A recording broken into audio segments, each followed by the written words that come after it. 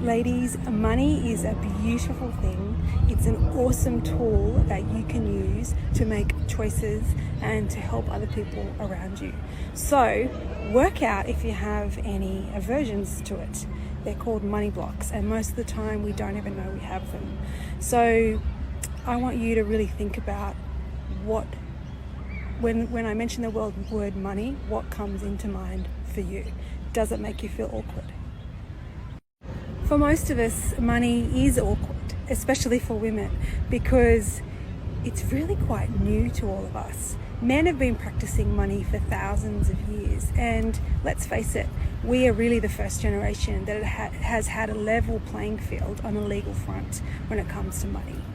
Our parents didn't have that, our grandmothers didn't have that, and the women before us didn't have that. So we owe it to them to get our money sorted.